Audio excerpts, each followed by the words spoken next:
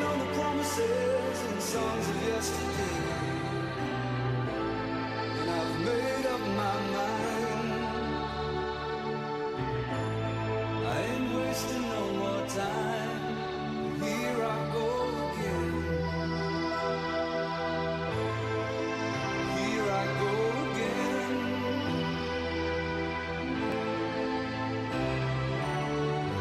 Though I keep searching for an answer, I never seem to find what I'm looking for. Lord, I pray you give me strength to carry on, 'cause I know what it means to walk along the lonely street of dreams.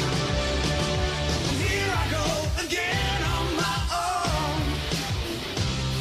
going down the only road I've ever known.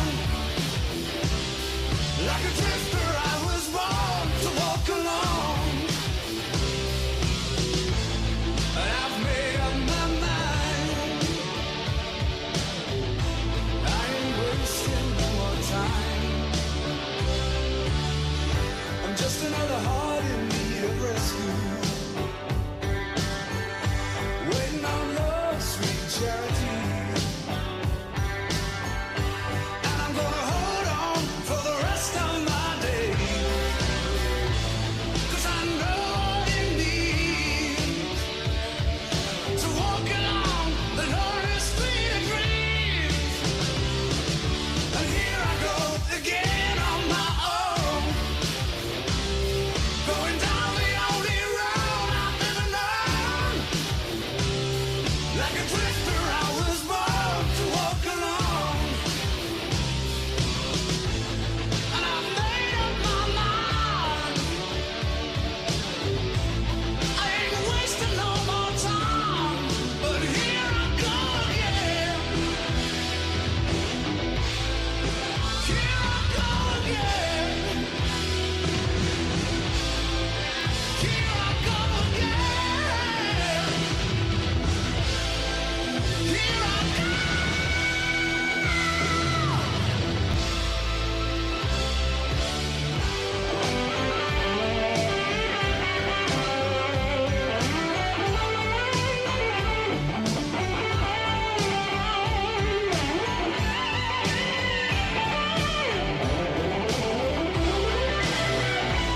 Cause I know what it means to walk along the lonely street of dreams.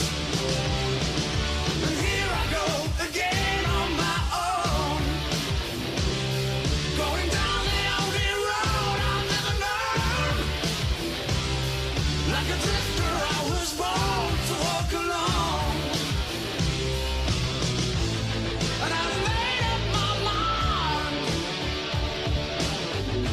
I ain't wasting no more time. And here I go again on my own, going down the only road I've ever known. Like a drifter, I was born to walk alone, 'cause I know what it means to walk along the lonely street of dreams. And here I go again on my own, going down the only road I've ever known.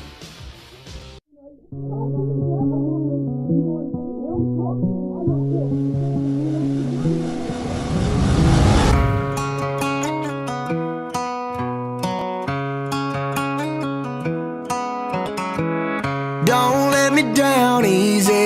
If you're gonna leave me, baby, go and leave me all the way. Don't ask for all your things back, cussing out my name, yeah, just to go and take back what you say.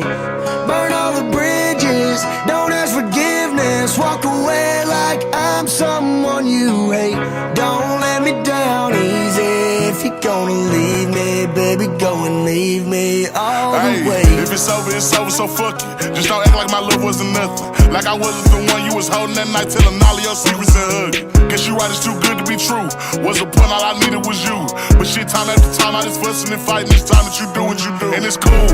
Mama said it was fish in the sea, I got lost in the pool. Knew it was coming, I watched how you move, how you turn your back on me and leave me to lose. Remember the text, how you said that you do. Said that you'll never leave, we would fight till it's due. But as it went on, I was fighting for you. Since the text turned green, why the fuck it ain't blue? Guess you done and I get it. Said you stay and you wanted my name and you left, so I'm guessing that you never meant it. Said you try and hold on cause the love was so strong, now I'm standing alone in this kitchen. Singing sad songs, but I'm knowing that this shit don't last long. If you leaving, then leave cause your bag's gone. But just know you can never come back home. Don't let me down easy. If you're gonna leave me, baby, go and leave me all the way. Don't ask for all your things back, cussing out my name, yeah, just to go and take back what you say. Burn all the bridges, don't ask forgiveness. Walk away like I'm someone you hate.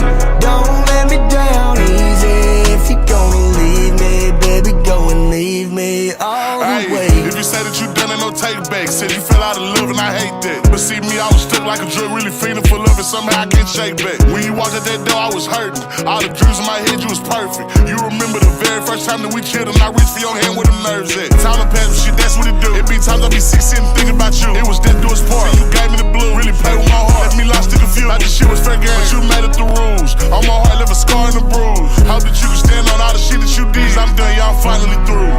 Don't let me down easy. If you're gonna leave me, baby, go and leave me all the way. Don't ask for all your things back, cussing out my name, yeah, just to go and take back what you say. Burn all the bridges, don't ask forgiveness. Walk away like I'm someone you hate. Don't let me down easy. If you're gonna leave me, baby, go and leave me all the way. Do you have the time to listen to me whine about nothing and everything all at once? I am one of those melodramatic fools, neurotic to the bone, no doubt about it. Sometimes I give myself the creeps. Sometimes my mind plays tricks on me. It all keeps adding up. I think I'm cracking up. Am I just paranoid? Am I just stuck?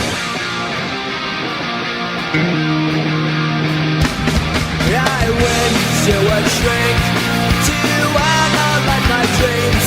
She says it's like a sex that's bringing me down. I went to a whore. He said my life's a bore. So quit my white cause it's bringing her down. Sometimes I give myself the creeps. Sometimes my mind plays tricks on me. It all keeps adding up. I think I'm cracking up. Am I just paranoid?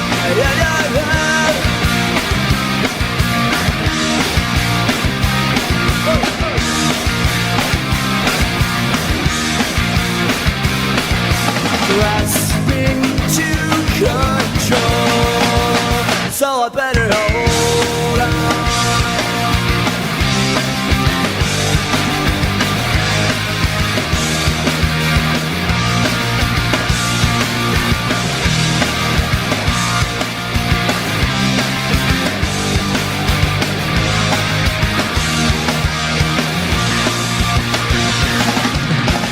Sometimes I give myself the creeps. Sometimes my mind plays tricks on me. It all keeps adding up. I think I'm cracking up. Am I just paranoid like a son?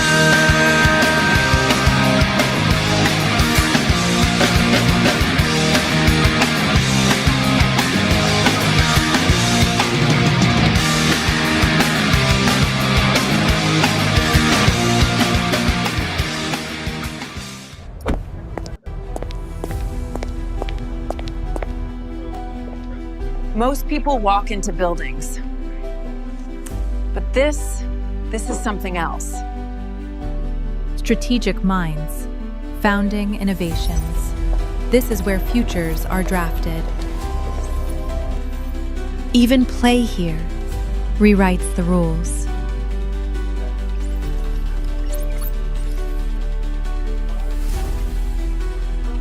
Because truth deserves a stage like this. When minds meet here, decisions don't echo, they ripple.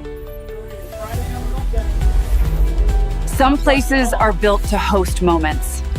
SVIP is built to spark movements. You ready to step in? Join SVIP today.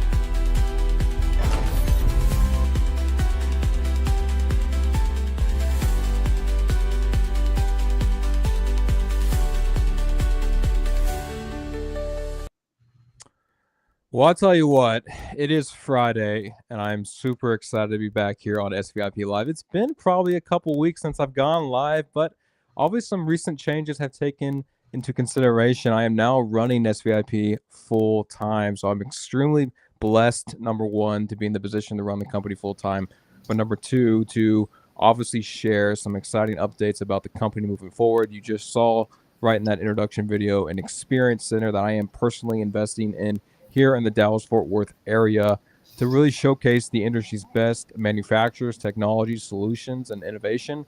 But number two, allow the end-user community of SVIP to have full autonomous engagement with those kind of manufacturers. So that experience center is launching in 2026. If you want more information about that experience center, there's a QR code shown here on the screen. You can also DM me directly on LinkedIn, as well as send me an email at taylor@svip.news. But the purpose of today's discussion is we are back on SVIP Live with another end-user round table, and I've got quite the panel today. It's actually the largest panel I think I've had on SVIP Live, but we're highlighting K through 12. And before I introduce these awesome guests, I think it's important to mention that we are back in school, back in the swing of things with school. Obviously, some things here in Texas have changed, some things around the country have changed, but I feel like school safety and security is always under-resourced and undervalued, and we need proactive leaders in this arena to really make our kiddos and teachers and staff safe. And so I've got some incredible guests that are on this discussion today. We've got some more people that are tuning in, so I'm going to get these two other panels here. But first and foremost, I want to introduce our guest. If you have a question, please drop it in the chat. I will pin and highlight your question for these guests on this discussion. But first and foremost, we've got Ron Self representing the state of Arkansas. He's with Baldwin Shell Construction. So Ron, welcome to SVIP Live, my friend. Then we've got my man Daryl representing also here in Texas. He's representing Corpus Christi ISD Director of Security, my man over there, Daryl. And then the lovely Amanda Lanachek, Springtown ISD Chief Technology Officer. Amanda, how are you, my dear? Doing well. Chief Stout of Putnam City Schools in Oklahoma. I love Chief to death. Other than that, he's a Sooner. Go Pokes in this discussion. But Chief, welcome to the live, my friend. Thank you. And then last but not least, we've got Chief Francis. I don't know if Chief Francis can see his pretty face today, but Chief, are you there, my friend? Or maybe not. But Chief Francis is the Chief for Seminole County Sheriff's Office in Seminole County, Florida. So we've got Florida, we've got Arkansas, we've got Oklahoma, and of course Texas represented on this call. So I think this is a great discussion, number one. But I kind of want to just kind of kick off this discussion with, obviously we're a month back into school, back in the swing of things. Is there anything that has surprised you so far going back in the swing of things when it comes to safety and security? Or is it just same old every single day? Who wants to take that question first? Well, we haven't noticed any differences, changes on our end. You know, the hardest challenge was opening up 2 middle schools this year and getting that situated. But even with the cell phone ban on the campuses where the kids have to put their cell phones away, it actually went smoother than we thought it would go. So, but other than that, there's been no major changes on our end. Amanda, what about you? I mean, obviously Corpus Christi is a pretty large district. What are you seeing at Springtown? So with the cell phone ban it's gone pretty well. high school was obviously going to be the issue. If anyone was going to be the issue, we chose to just do out of sight, out of mind. We didn't go with the bags and all of that. And it's gone pretty well. Those that are going to abuse it are going to abuse it, and they face discipline consequences. But other than that, it's gone well. We installed a new security system, new camera system, and access control over the summer that has bled into the start of school. So that has been a lot of my focus, and it hasn't gone as well as expected. Won't name any vendor names, but we've had all kinds of server issues. Thought we were, that we had recorded content, and then an incident happened. We needed to grab recording, and when the cameras weren't recording, and so it's been a very fun, interesting start of school. That is interesting. Chief Stout, what are you seeing? I know you've got a school, a phone ban in Oklahoma, and you've had that for a while. So walk me through that kind of process. So yeah, we started phone bans at the start of the school year also, across the state. We kind of the same, similar. It hasn't been as bad as we thought it was going to be. We chose, just like Amanda was talking about, at our high school level, the kids can have them, but they're out of sight. They're not allowed to have them out bell to bell, from the morning bell to the afternoon bell. And so they're not allowed out during lunch times or passing periods or anything like that. And it's actually worked out better. We are already seeing reports of a marked difference in behavior. And so we feel pretty good about that. So that's been our biggest challenge this year. We're in the middle of upgrading a lot of things and installing some new technology on weapon detection that we can talk about later. But start of the year's been pretty normal and pretty good, and we're pleasantly surprised that the cell phone ban is gone as well as it has. Well, personally, I wish I had ChatGPT when I was in school, because all the advantages and information you can get instantaneously with ChatGPT is pretty incredible. But Ron, in Arkansas, man, what are you seeing as far as any kind of changes or surprises so far in that state with what schools that you work with?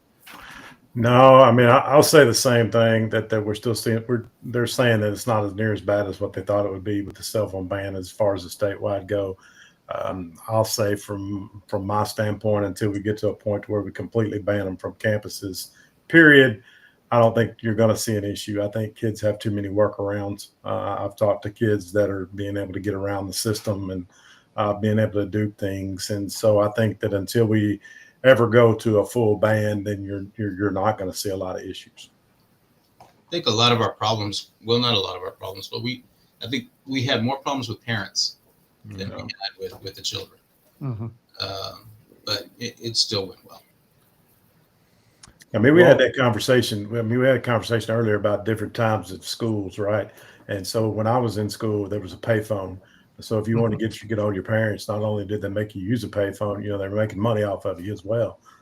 So we existed in a world that that without cell phones, and I hear parents all the times, and I've had this discussion numerous times with people saying, well, what if there's an active shooter? And I promise you, your kid's cell phone is not going to change the outcome of any of that, right?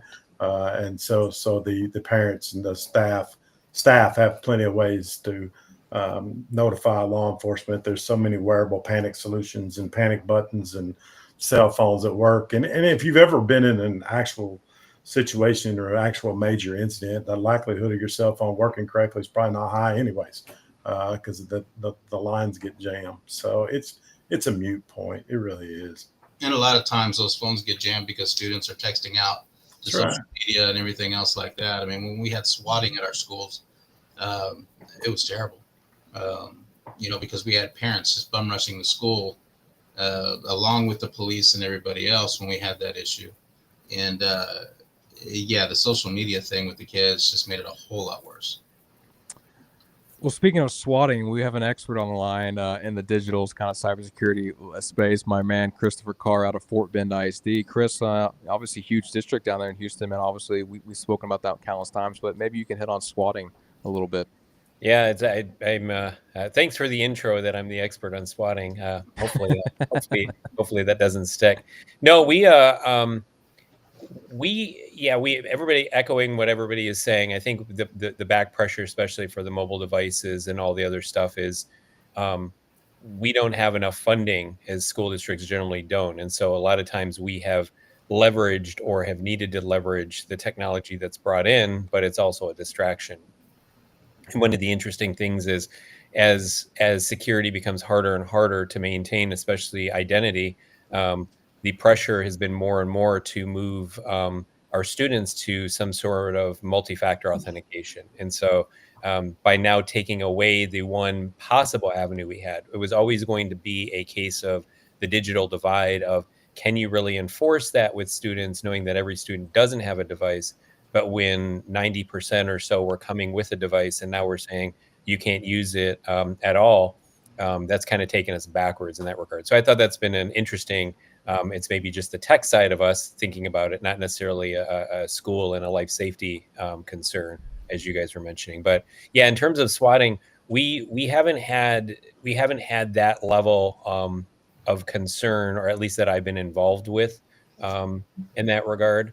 We would have the digital version, of course, which is the concerns always that our kiddos were going to call in network strikes, denial of service, and distributed denial of service attacks to get out of testing and other types of stuff. So less in regards to the kind of physical swatting that occurs, that I'm sure possibly does occur, with our students, but isn't going to get reported back to us unless we're involved in some way, shape, or form. Because a lot of times it's gaming or it's other types of activities where they're more or less private citizens and not students while they're engaging in bad behavior off our campus. But we watch for all the technology stuff, and just to echo the other point that was made, as we this school year taking away the digital devices that they have in their pockets that are fully configured. They've been pushing more and more to break our stuff. And so while we've always had the issues with them trying to work around our security controls, it's really ramping up into high gear this year, even more so. The spread of bypasses, hacks, various software that the kiddos are finding. And it is an arms race. It's we're working 8 to 5, and these kids have 24/7 to try to work around our controls. So scary stuff, and we're trying the education part of it. But we're certainly playing again, very much defense on that. Is it safe to say, maybe this is just an assumption, but I want to throw this out at all y'all. Is it safe to say that the general consensus when it comes to the biggest safety and security threat today is internal? It is students that are looking to cause harm to themselves or other individuals? Or is it external with, keeping the perimeter safe and an intrusion safe? I mean, what are y'all seeing in your respective school districts? On our end, I mean, it's still the human error. The issues we have are with students opening the doors, primarily in a high school, maybe a middle school setting. For other people that are walking in, they come up to the door and the kid thinks he's being nice by opening the door, and he breaches our perimeter. So that's one of our biggest problems. The other one is teachers or staff. When they come in through an access control point, not making sure that door shuts behind them. So the teachers, we just preach that they have to have more situational awareness. When you're coming in through that door, air conditioned pressure could pretty much keep that door from locking 100%. And when I do my audits, that's a lot of what I find out there. So a lot of it can be the human element, not so much the security. I mean, we can make the place a fortress, but if the person inside doesn't respect it, then we're going to get breached. Yeah, same for us, but it's the digital version as well, right? This is why we are so worried what our kids are downloading and installing, and we're letting them know, hey, if you're getting that game for free and it costs money everywhere else, it's probably coming with things that you're not expecting, malware and other things. And so we think about the insider threat, as I often talk to folks about, that K-12, you have way more insider threats than you do in any corporate organization, because these are the kiddos that are trying to break out, right? And so if they can successfully punch holes in our perimeter, very much the same as leaving a door propped open or other types of things, if they're doing so digitally, then that provides a path for the attackers and the bad guys, to come back in. So, it is, I couldn't give you a percentage, Taylor, but it's both. We're definitely still always worried about the attacks from the outside, the Uvalde just went through, obviously they've had their terrible run with Robb Elementary, and now they've had a cyber incident that they've had to deal with. So the reality is that we all know that this is what happens, and that we're kind of low hanging fruit for criminals. And so, again, we try to make ourselves as hard of a target as possible. And it doesn't help if our kiddos are just trying to get to TikTok and they're punching any and every hole they can into our perimeter defenses to get there, not realizing what they might be letting back in. And to add to that, the challenge is also with technology, making sure that the technology doesn't tighten it down so much that it circumvents our security. Because a lot of our security is network based. Our cameras are network based, our access control, and then all of a sudden we're offline. Well, why are we offline? Well, they made a change with the network, which caused it to shut it down. So that's kind of a challenge, but it's something that's workable. It's internal, Taylor. For the most part, is the problem that we see with schools is if everybody internally did what they were supposed to do, then we wouldn't have an external problem. It's an issue with culture. It's still an issue in our schools to where teachers don't believe and Daryl hit on it there that they don't believe that they need to lock doors, that they need to shut doors, that they don't need to prop doors. It's still fighting the A, B, and C when everybody's worried about the X, Y, and Z, right? So it's getting the basics done and getting it completed, and then those internal threats eventually become external threats, right? So I think that it's if we could get ourselves straight and everything inside the school straight and get everybody to do what they're supposed to do, then we would see a lot less on the physical side. And I'm talking about physical security, not digital security, because that's probably way over my head. But on the physical side, I think it's internal. Ron, I think it's the same though with digital. Same for us. If staff and students did what they were supposed to do and didn't try to circumvent the system like Chris was talking about, then internal wouldn't be an issue. Where we have the same exact problem. Chris, we're all Chromebooks though for our students, so at least they don't download stuff on them as much. But same thing, they're always trying to get around content filters, and they just want to play Roblox or look at, terrible things they shouldn't be looking at. And a lot of times it's fun for them. It's Yes. an experiment to try and circumvent our system. So we've actually at a point had some of those students be interns. Yeah, that's a good idea. And show us how they were able to do it. And they volunteered and did it. And it was great. It was a great session that we had with them. White hat hackers. There you go. Yeah. Yeah. Well, Chris and I have said this for years, using, cyber patriots, right? Chris, we talk about that a lot, and Chief Francis, who's on the line from Seminole County, he says the same thing about building that culture. And I think both on the physical and cyber side, again, if it comes down to the human error or the human mistake, I mean, there's no technology or solution that will solve that. It's just really creating that culture and community feeling inside of a school for both teachers and staff, as well as SROs, to create that kind of safety mentality and openness, right? Because I think that's the other thing too, is some people just keep to themselves, but if they see something, say something. We said that for years. Why not share something that looks suspicious? Why not vocalize something that could do harm to others? So that comes out of that culture piece that I think Chief Francis, you said for years. Man, I don't know if your audio is working, Chief, but I did want to point to you real quick if you can say a couple words. Yeah, 3 devices. Sorry, I'm traveling, and neither of them, my camera's working, so I'm not sure what the deal is. But I think it's been well said. But when you talk about threats, it is 100% coming from within, with very, very few exceptions. But it gets down to that culture and climate. If they feel connected to that school, have a way to, connected to a responsible adult, I think it really helps our safety and security overall climate. And at the end of the day, our job is to make sure that these guys have the tools to report suspicious and concerning behavior to the right responsible adults, and then for us to take action, do something about it. Love that. We've ahead. implemented as board policy. If it can be locked, lock it. So if we come and find a door, then you kind of get in trouble. It's no different than wearing your ID. If you don't choose to wear your ID at school, well, then go home. So, it's these are the things where we're constantly trying to get on and teach them. It's getting better. Don't get me wrong, but we still have that human element. I would agree. We've been working on that same thing that Daryl's talking about. Our directives, school policy, directives from the superintendent, classes in session, classroom doors locked. And we've been doing that for several years now, and it's building as we go on. Are there going to be mistakes? Yes. We're fortunate that we've had the funds to all exterior doors of all of 27 of our school sites are door monitored at all times during the school day. And if they're open for a certain length of time, they will set off an alarm either within the school or within our SOC that we run here at the campus police.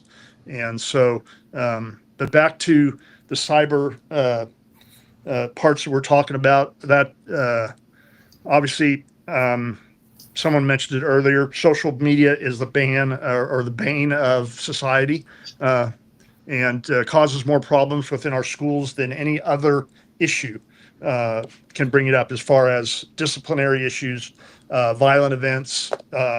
95% of them are caused by social media in the research we've done. We are, as Amanda said, their Chromebooks were 100% iPad. Every student has an iPad in our, all 20,000 students have an iPad assigned to them. High school kids get to take them home. But they're even regulated. We don't regulate what activity they do at home. If they come back onto school property and they've used it inappropriately at home, then the system will alert our IT people, and then they take action through that. Again, we're fortunate we've had the funding for our district that we are, by this time next year, we're going to be on our own fiber. They are running we're not going to be dependent on any of the commercial fiber systems. The entire 43 square mile school district, we will be on our own fiber within our own system. And again, just another step that we can try. I am sure Chris will agree that even with that, they will fight to work to get into the district. And chances are they probably will at some point, or at least try to intrude or to break into the district. Not only the kids, but outside influences. But then I agree with Chief Francis that the internal threat, or the kids, what we have inside the school is more of a threat than exterior. People coming in, that could happen, but we focus on our kids coming into the school every day and what we can do to mitigate that process. One thing that you mentioned, Taylor, see something, say something. Our campaign this year, we've been campaigning see something, say something for many years. We've added see something, say something, do something. Do something, yeah. And so we've added that this year as our campaign with the students, and Awesome. We're hoping that that we have some effect by that. So. Well, there's a cause and effect relationship regardless of how you put safety and security into the focus for school safety. I mean, obviously, you have issues internally, then you've got issues with retention of talent with school teachers, counselors, principals, etc. Right? It's a lasting effect. So going back to that climate piece, that culture piece is obviously evidential to keep retention high. We've got our first question in, obviously an easy question, and probably an easy question for all y'all. But if cost was not a factor, I love this question. If there is a technology you wish you could use or deploy, what would it be? So if money was not into the equation, you had all the money in the world, open checkbook, what are we deploying, folks? I would access control every single door on every single campus. So we had 8 campuses that were fully access controlled, every single door, and it was the greatest thing in the world.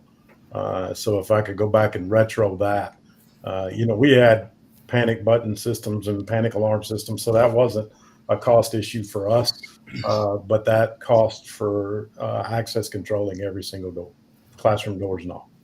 The basics, right? I would second that, Ron. Same for us, especially classroom doors, because we have so many older buildings that there's so many keys walking around, and there's no way the secretaries are keeping up with those keys and who has keys to what. They try their best, but I would want to take up all hard keys and have access control on every single door. We got a taste of it, and it was great. I'm telling you, it was just great on those 8 campuses. You're talking about one of those campuses was 3,000 students, so it was a very large campus. It was just awesome not having to do it all. I would agree. We have a lot of cameras spread across our district, or up to close to 2,000 cameras that we're monitoring, and access control, about 500 access control points. But if I could put access control on every door, it would be amazing. Just like Ron was saying, it would be an incredible security feature, because right now, one of our greatest assets is being able to see who is coming and going through a door. And monitoring that in real time, and seeing as someone reads their card on a door, would be fantastic. Cameras are great, but I think access control takes a lead over cameras, but you can always tie access control or cameras to an access control. But it's there's a lot of technology out there. I know we're going to talk about weapon detection later on, but right now, I would agree with Ron about access control. You guys know what you guys are doing right now. Just to be clear, you guys are just inviting all the access control manufacturers to hit you up right now, because they're tuning in. They're like, "Oh, access they already control." do anyways. So guess what? We have no money. Yeah, that's the part. That's the part Right. you got to remember. This is if you had plenty of money. Yeah. I think what we're inviting is the philanthropists right now, right? Where the people with deep pockets who say, "Oh."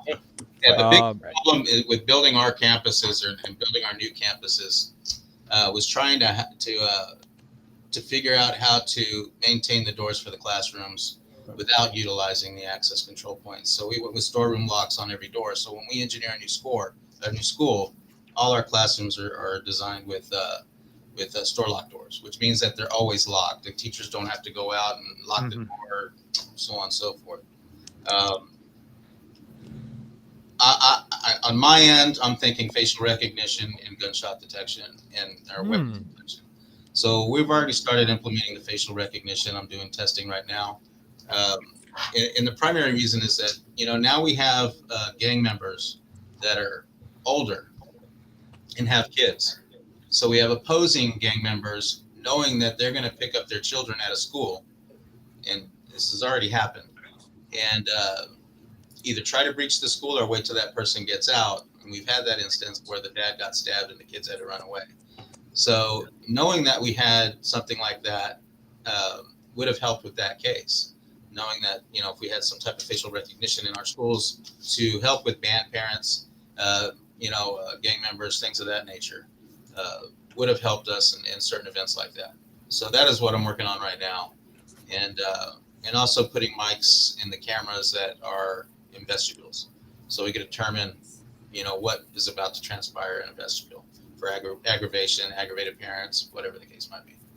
So if I had unlimited budget, that's where I would invest a lot of it in. I want to hear, Chief and Chris, your comments next, but that's an interesting point, Daryl, because I wish Kip was on the line. Kip Robbins, when I met Kip Robbins, he was the director of technology for Santa Fe ISD back when the shooting happened, and one of the first things that Kip put in place was facial recognition software, which, by the way, I sold him that back in like 2019, 2018. But to your point, I mean, that weapon detection wasn't out yet. Gunshot really wasn't out or working well yet. So that's facial recognition was the hottest thing on the market for that exact use case that Daryl's describing, as well as band students and obviously disgruntled parents, etc. So that's interesting point there. Chief Francis, what about you at Seminole County? If funds were unlimited, what are we putting in place? Listen, if I'm swinging for this fence, I'm going, a complete AI-driven ecosystem that handles everything from your front-end access control, cameras, video management, weapons detection. I mean, you name it, everything. Unfortunately, I like the facial recognition, but it's against Florida law, so we're not able to do that even with a threat. But we're fortunate we have most everything in Florida that I have as far as technology being covered by the state now, but with exception of weapon detection. So that's really the only significant piece of technology that's not being covered, either full or partially by the state. So I'm looking for that ecosystem that handles it all under one umbrella. Yeah, I think agentic AI is something that's been talked about now a lot. Is being able to type in anything like a ChatGPT and it spits out an algorithm that allows you to detect anything. So agentic AI is new and upcoming. I think that's going to help with some use cases. But again, AI is only as good as it's trained and seen in a real world environment, but obviously not a replacement by any means. Which I know everyone knows that. But Chris, what about you, man? Unlimited funds. What are we doing? Oh, I've got a big laundry list, and but no, I was just chuckling, thinking you guys have reinvented band parent, but now BANNED, not BAND parent. So thought you'll have to go ahead and update your transcript. So band parents, the ones that chase their kids with instruments, don't get mad. That's right. That being said, just because I'm old school like that, no, I guess on the physical side, I would echo a lot of those things. Although we're always leery to speak specifics on open channel, right? Of our physical security and where we might be lacking. But I can tell you, at least on the data side, it's really being able to log and being able to have user behavior analytics type of stuff. We know we're going to be really still continuing to struggle with access control at the individual level because of our student population. And so being able to have more sophisticated systems, and again, they could be AI, driven as well. But really, we've been looking for years at the user behavior analytics stuff so that we can look for the oddities, especially within our student population. We can look for weird behavior with teacher accounts, because again, once an account is compromised, usually you're going to see that in the behaviors. You're going to see problems like that first and foremost. And so it's pretty expensive because you got to store that data. You got to have ways to analyze that data. But again, instead of waiting until something bad happens and then going backwards and seeing where you might have picked up on it, having that kind of technology would help us be a bit more proactive and less reactive. We started something similar to that, if I got you right, as far as all our students have their own CCISD type email address. And a lot of times we can monitor that, and there are certain keywords that we can monitor, especially even on social media, if it's not private, that can help us to determine if a child is to a point where they could harm themselves or harm someone else, so on and so forth. And that's helped our district quite a bit as well. Yeah, and we're going to be rolling that out this year. We've enhanced our filter technology, and we have those kind of pieces where they'll look for, harm to self, harm to others, and that kind of stuff. We've always been kind of keywording, checking all of their content within our ecosystem. Getting stuff outside has been hit or miss. We played with some of those technologies where you get too many false positives in some cases when you're scraping the socials.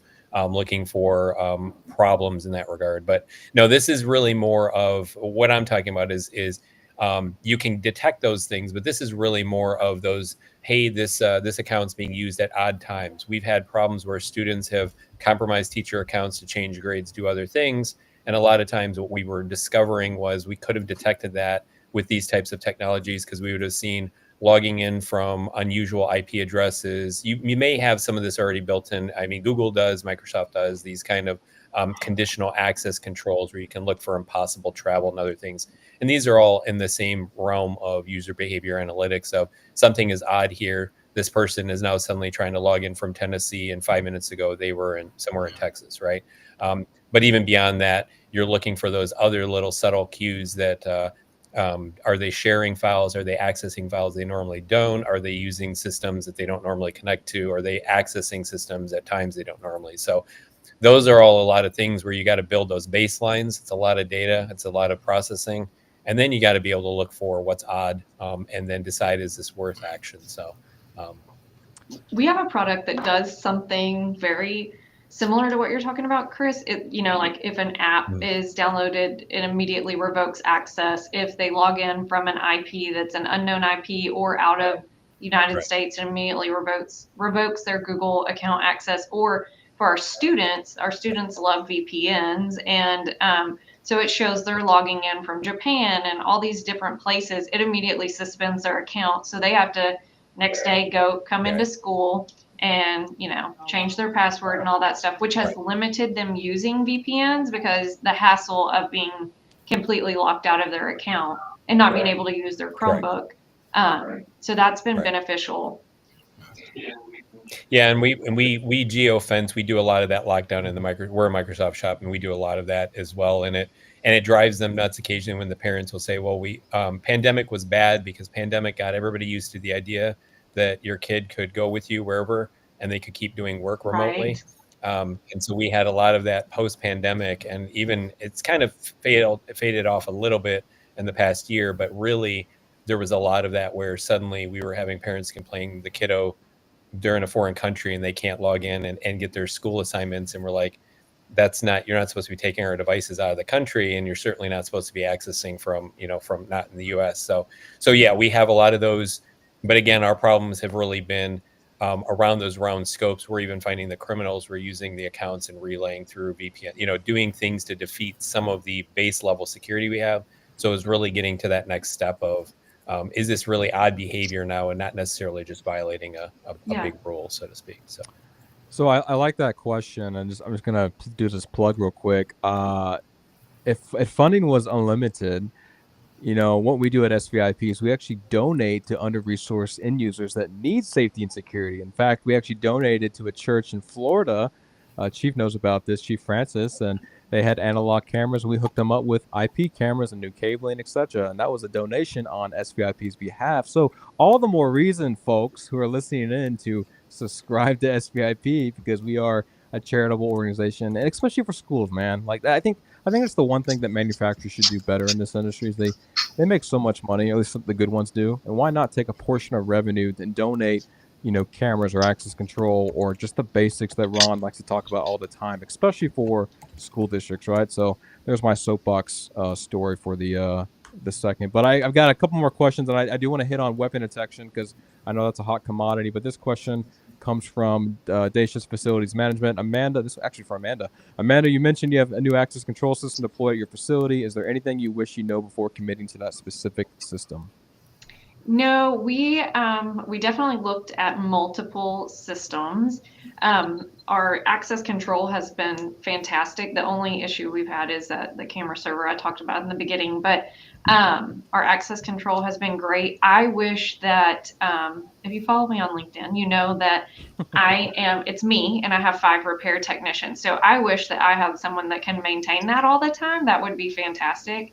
But other than that, no, there's nothing that I wish I knew before, because the vendor that we worked with has been great. Any questions I have, they immediately answer, and all of our access control has worked out very well. Access control is a hot question. Second question here comes from Sean Stevens. Since access control would be your product of choice, would you have physical or virtual BLE credentials, Bluetooth credentials? Who wants to take that? I'll bite on that one. So I had access control 13 years ago. So we were in the process of moving it all over. And when we moved it all over, we stayed with physical. Then within the last 3 years, we began transforming everything over to that digital piece, to where we could utilize phones, as well as, various other things. And I'll even comment there on Daryl's facial recognition. If you've ever played with facial recognition access control, it's some really cool stuff, really cool tech. I don't think that folks here in Arkansas are quite ready for that yet, but it is some cool tech, and I played with it, and it works really well. My suggestion is to implement the virtual with the phone piece. That way you can do both. You can use the physical or the phone, because it exists that way. I'm on the fence on that too. I mean, it's one thing that I need to do is upgrade our access control system.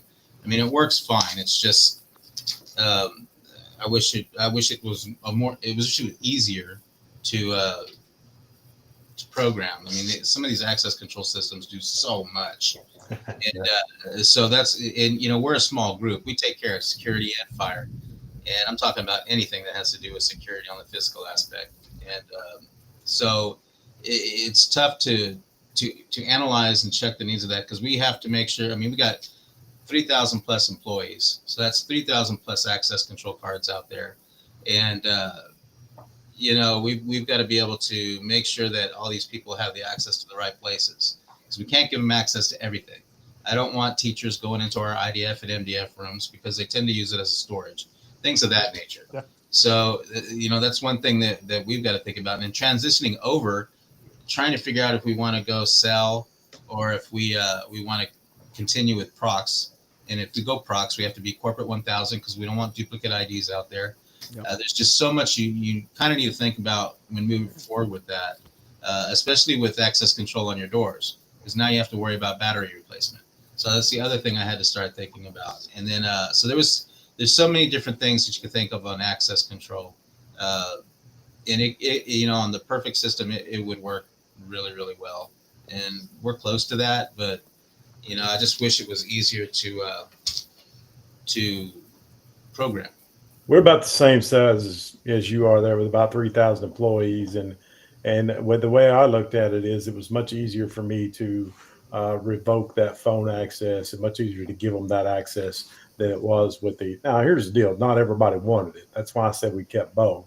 Yeah. We didn't, because some people are still in that, oh, you're tracking my phone thing. Mm-hmm, yeah. Like we've got nothing better to do. Yeah, exactly. Phone, right? Wait, Ron, isn't a school like a public entity anyway? We walk the kids and teachers, there's cameras everywhere. So why does but they're talking about but once you leave the school. Yeah. It's their private phone. Right. We've run into that with emergency alert systems. Yeah. I can't order a teacher to put anything on their private phone.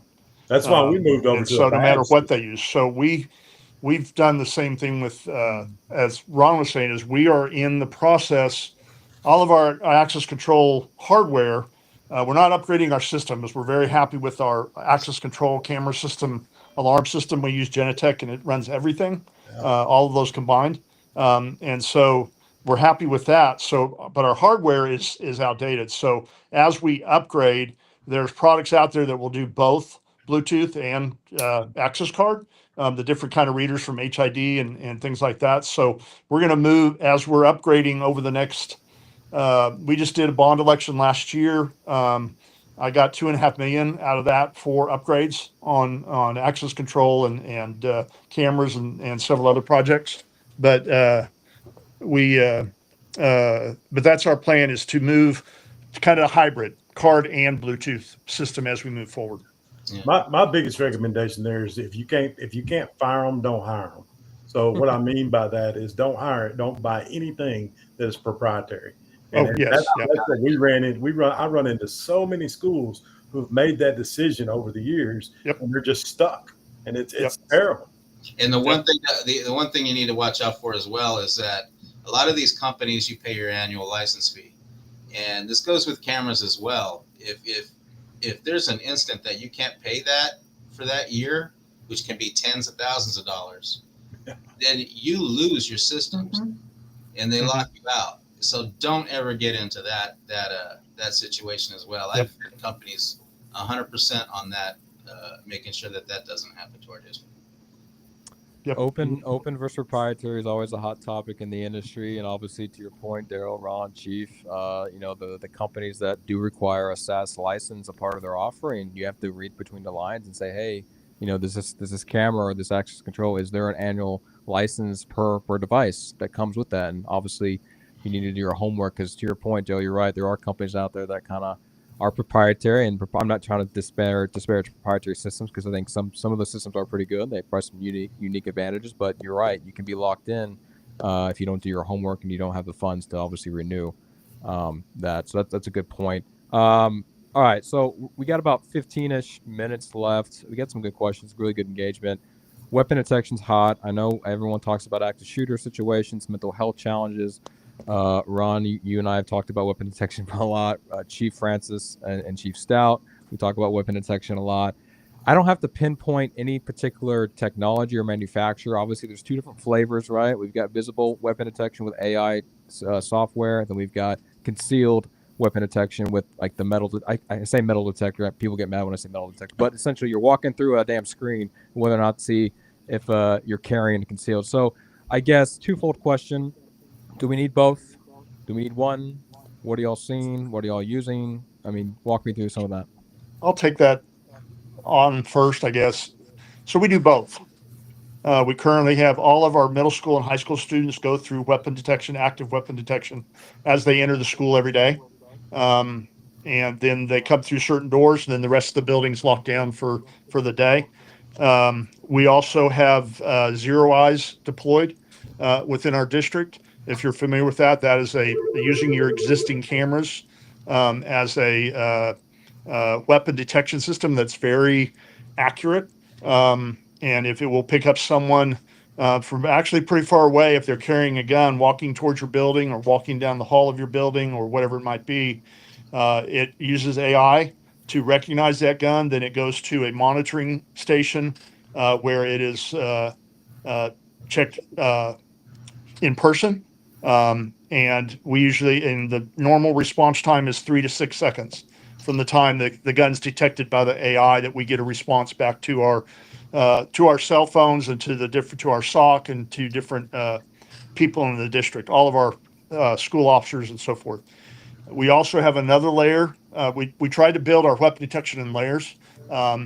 We have some cameras that are specifically have their own onboard AI for weapon detection, and then it goes to a cloud-based verification.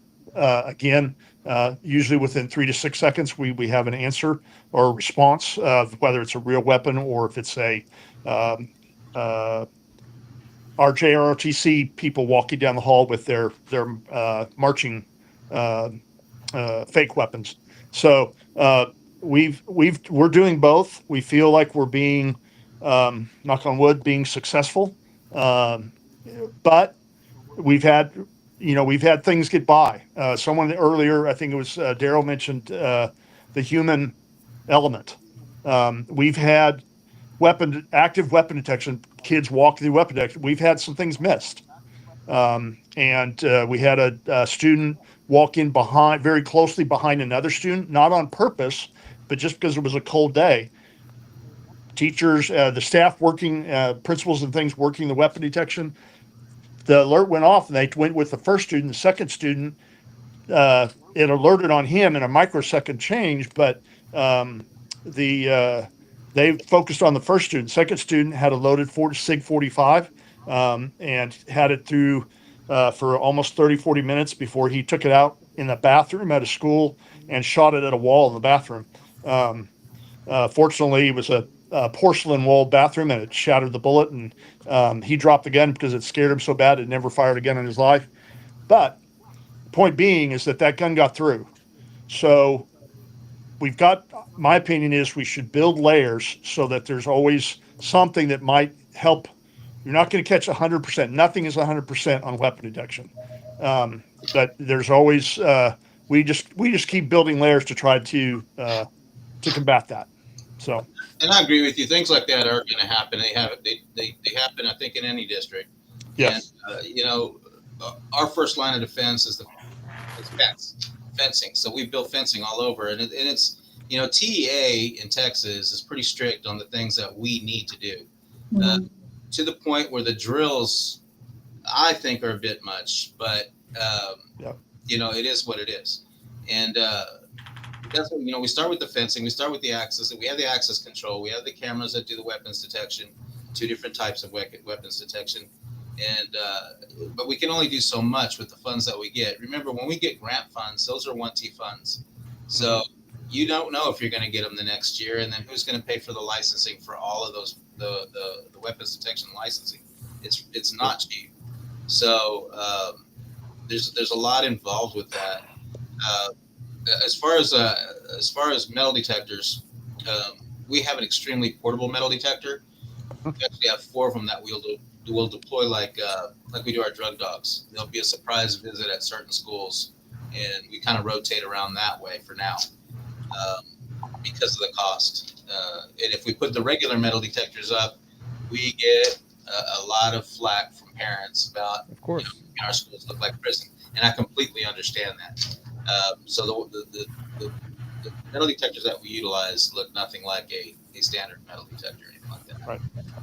Because it can be difficult when you're using a high school. When you're talking about a high school and trying to get kids through metal detectors, if it's not that $190,000 metal detector that they've got out there, it could be a challenge. It could be a challenge to get all the kids into school on time. But yeah, I agree with Chief Stout. You got to keep layers. You got to keep those layers up and do the best you can and get that human element to understand that the necessity of making sure that they're utilizing situational awareness and shutting doors behind them and keeping a good eye out of what's going on around their campus. So we ran 43 units, weapons detection systems. We didn't have the expensive one. We had one of the lower priced ones, but it was still a weapons detection unit. Which, let me correct that real quick, because I can make a weapons detection unit a metal detector quick just by adjusting some settings. So it's essentially a metal detector with less sensitive settings. When we were running at 2 schools with almost 3,000 students, and after 5 days, never had a student late because of the weapons detection system. It is all about the deployment. It's about the training. It's about how many you deploy. It's about how many people you utilize at that system and how you get them in there. I can tell you that, and it's been said by Darrell, it's been said by Chief Stout, it's been said by several people, 99% of the time we don't have a product problem, we have a people problem. So the pictures that you see where weapons detection systems were deployed and there's lines wrapped around the school because there's the kids can't get in and it's 9:30 and school's already started, it's more than likely a training problem. It was a product implementation problem, and it was a problem where maybe they needed more than one unit, right? So I had a high school that had, no, I'm not exaggerating, 42 external doors. You think we just had one unit on that campus? No, we had multiple units on that campus. So you've got to be able to do it. And so what we did I had 80 security officers across secondary schools, and it still wasn't enough staff to help with those. So we reached out to teachers and said, hey, we want volunteers. And the teachers came out and volunteered. We had a whole lot better response out of it than we ever thought we would, right? Because people in your schools, they want safe schools. They want those kids to be safe. They think that everything that we think is ridiculous, they believe it as well, right? And so they want all that. So my team spent 5 days with each campus before we moved to the next campus. We did an extremely slow implementation to make sure everybody understood it, how to work it, and how to do it. Now, with that being said, I'm going to go back to what Chief Stout said. I had a kid distract a security officer, and another kid walked around the system. Now, he was in my building about an hour, and somebody snitched on him, and he had a loaded 9mm on him. And so it goes back to the people. So you've got to have the people, even though we did everything absolutely correct that I thought, and that it worked for the most part, we had that issue where somebody got distracted. So they can be used, and I think that what Chief Stout's down there got with the multi-layered system that he got is great. But I think you also have to understand you got to have people to run that and people to help with that too. So schools can't just go out and just throw that stuff out there and say, hey, we got security, and walk away. It takes work. We have our own police department. So the challenge with us was 36 more police officers due to TEA we have to have an armed security guard at every one of our campuses, including the elementary school. And that's a challenge in Corpus Christi. It's like it's a challenge to get technicians or anything else in Corpus Christi. It's a challenge, but we met that challenge. And it helps ease the public in general as far as what we're doing to keep our students safe. I want to pinpoint this question. This is my wife. Most of you all know my wife, but Chief Francis, I want you to take this question because we talk about sport venues, we talk about high school football games, track meetings, etc. I would think we would need weapon detection in those kind of environments, especially it's open to the public and you've got public coming into those games. But obviously my wife is referring to the Austin Metcalf shooting that happened in Frisco, just outside of DFW. I mean, is there any security in place for sports events like this or outside? I imagine we're going to put weapon detection, both concealed and visible, on the sports stadiums. Yeah, if you haven't, to your point, we've been doing weapon detection since 2015-16, and it is a layered approach. We use a company, as mentioned earlier, with the cameras and also the walkthrough stuff. If you look at all the research, we've done such a good job in the K-12 world of securing our inner perimeter, our schools inside, and now it's pushing these threats out to our parking lots, our fields, and our stadiums. There's been a rash of the stadiums, so you have to have that secured layer, holistic layer in your stadiums, which includes your weapon detection and, you know, single point entry, et cetera, to help curb this battle. I would agree completely. Just chime in there. We do weapon detection at all of our major sporting events, all of the all football games, basketball games, at the high school and secondary level or middle school level. All people entering go through weapon detection at all those events. And again, as Chief Francis said, you have to do the layered approach. But he's right. We've done a good job of securing the building, so things are coming from the outside at parking lots and at sporting events. And so we've got to bring the same logic and thought process that we have for the school setting to our sporting events. Well, I mean, I've said this before, and Ron will laugh at this, and so will Chief and Daryl and Amanda and Chris. You guys have to do fire drills, right? So why the hell are we not doing more active shooter drills? You know, so.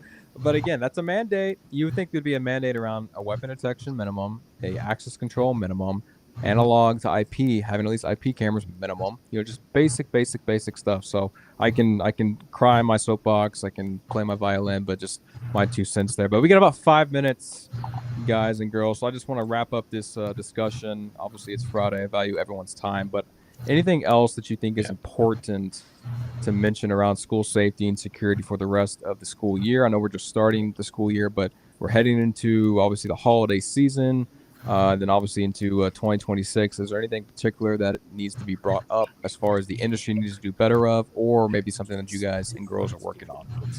Taylor, if you don't mind. Taylor, I was just whoever wants to go first.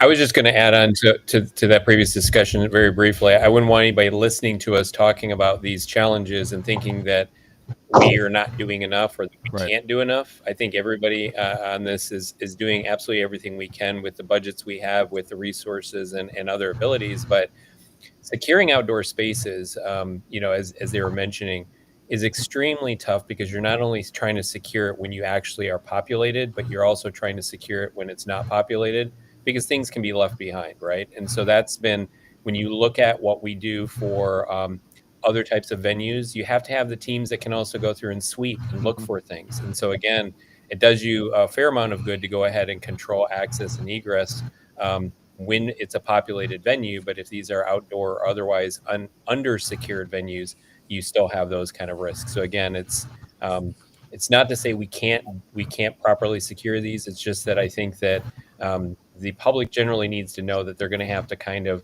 demand this and demand that more funding be made available, state, federal funding be made available, because again, a lot of times we're all doing the absolute best we can with the limited resources we have. Hey, Taylor, just one quick point that I would like to make in closing. I think we've done, and of course I travel around the U.S. Talking about school safety and security, we've done a much better job in the K-12 world securing our campuses. What the low-hanging fruit, in my opinion, now is our private schools and our faith-based schools, and they have, and some are doing very well. But I think we're seeing, especially recently, where those are a little bit more of a low-hanging fruit and targets of opportunity, and I think they need to take the same approach in these as we've taken in our K-12 world. Agreed. Who else? The challenge for them. But the only other thing I could add that not too many people talk about, but it comes up with me, is battling between security and fire. So we have had a lot of issues with trying to secure a certain area and making it secure, but wait, you got to think about NFP 101, life safety code, all that other thing, and try and make it work between the two. So that does become a challenge as well, making sure that our certain areas can be secured, but yet still be safe for them to egress in case of a fire and things of that nature. So those are some things that we also work really hard at working out and making sure that everything works like it needs to. Hey, I'll just end with, we already talked about, see something, say something, do something. There you go. Do something. I'll leave it with that. Ron Self? 1958, brother. It's the last time a kid was killed in a fire in the United States. Come on. You- We and then- got to do better. Yeah. Now, I will tell you this too: if you'll just sit down and have some conversations with your local fire department, you'll get a lot further than trying to argue with them. Is what I've found is they're usually pretty. They're willing to bend a little bit if you'll just have some conversations with them. Amanda, close us out. Oh, I don't even know. I'm sitting here thinking about how I'm going to make signs that Chief Stout told us: see something, say something, do something. I'm thinking of how I'm going to market that in our district. I really like that, and I appreciate you sharing it. Awesome. Well, it's been a pleasure this last hour with all you. I really genuinely appreciate the time, your expertise, etc. And yeah, I'm excited for to continue the journey with all you when it comes around school safety and security. Obviously, you guys can reach out to me anytime for education sharing, as well as yourselves. Please connect with each other on LinkedIn if you're not already, and share and collaborate, because I think that's what makes this industry better, is when end users speak with other end users, which obviously drives more innovation from the manufacturers that offer you products and lovely sales pitches. So it's been an honor, and everyone who's listening, again, this will be recorded and uploaded on the SVIP website. I do have my Experience Center QR code right there, so go check out that video. Looking for manufacturers to participate in that Experience Center. Going to be a crazy experience, but also an opportunity to, number one, highlight end users that you see on this discussion today, but number two, connect you directly to the greatest and latest innovations that come out of the security industry. Everyone have a safe and happy weekend, and we will all talk soon. Very nice to see you. Thanks. Bye. Stay safe. Yeah.